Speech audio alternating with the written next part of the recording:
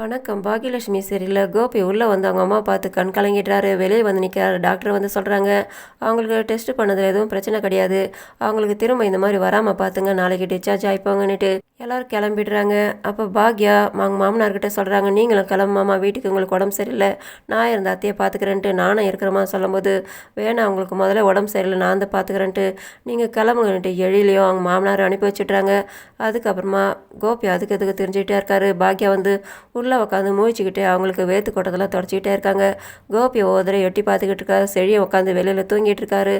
இவர் பாக்யா அந்த மாதிரி மூழ்கிக்கிட்டே பார்த்துட்டு இருக்கிறதுனால இவர் காப்பி எடுத்து வந்து வச்சுட்டு, இது உனக்கு காப்பி நீ குடின்னு சொல்லிட்டு அவர் உட்காராரு. இவங்க எதுவுமே சொல்லாமல் வெளியில் வந்துட்டு செழியன் கூட உட்காந்துக்கிட்டு இருக்காங்க. இவர் வெளியில் வந்து பார்த்தா செழியன் அவங்க அம்மா மேலே சாஞ்சி தூங்கிட்டு இருக்கிறத பார்த்து இவருக்கு ஒரு மாதிரி ஆகுது.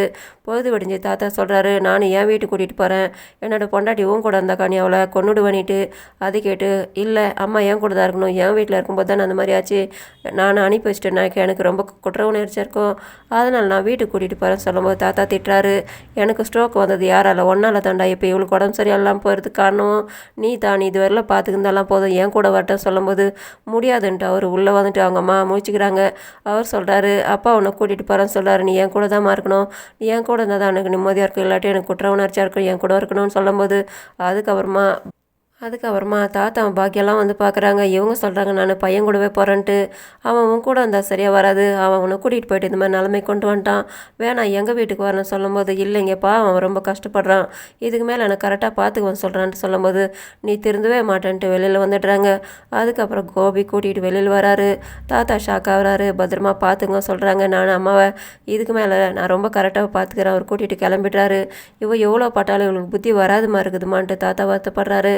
பரவாயில்ல இருக்கட்டும் மாமா, அவங்க பையன் கூட தானே இருக்கணும்னு ஆசைப்பட்றாங்க, நானும் என் பையன் என் கூட இருக்கணும்னு ஆசைப்படுவல, அந்த மாதிரி அவங்க ஆசைப்படுறாங்க, இருக்கட்டும் மாமா, பக்கத்தில் தானே இருக்காங்க, நாம் ஏதாவது ஒன்று நான் போய் பார்த்துக்கலான்ட்டு இவங்க சமாதானப்படுத்துகிறாங்க. வீட்டில் ராதிகா கோபி திட்டினாருன்ட்டு அழுதுகிட்டு உட்காந்துக்கிட்டு இருக்காங்க. மயு வந்து உட்காராங்க. ஏன் அழுகுற, நான் ஏதாவது தப்பு பண்ணிட்டேன்ட்டு கேட்குறாங்க. இல்லைம்மா நீ தப்பு பண்ணல, நான் தான் தப்பு பண்ணிட்டேன்றாங்க. அந்த இடத்துல அவங்க அம்மா வந்து உட்காராங்க. ஏன்டி ஒரு மாதிரியா இருக்குன்றாங்க. அப்போ அவங்க மயு அனுப்பிட்டு சொல்கிறாங்க, நான் அவரை கல்யாணம் பண்ணியிருக்கக்கூடாது, அவர் ரொம்பவே மாறிட்டார் அவங்க அம்மா வந்ததில்லைன்ட்டு, அவங்க இங்கே இருக்கிறதுனால பிரச்சனை, அவங்க இப்போ மயங்க போட்டு வந்தது கூட நல்லது தான், இப்போ அவங்க வீட்டுக்கு கூட்டிகிட்டு போயிட்டுருப்பாங்கன்ட்டு இவங்க எனக்கு நம்பிக்கை இல்லைன்றாங்க. அந்த நேரமாக பார்த்து காலிங் பெல் அடிக்கிற சத்தம் கேட்குதுன்ட்டு அவங்க அம்மா வந்து திறக்கிறாங்க. இவங்க 2 பேரும் வந்து நிற்கிறாங்க. அதை பார்த்ததும் ராதிகா அவங்க அம்மாவும் ஷாக் ஆகுறாங்க. கோபி அவங்க அம்மாவும் பார்த்துட்டு முறைச்சிட்டு நிற்கிறாங்க. அவங்க மாமியாருக்கு இதோட முடியுது. நன்றி, வணக்கம்.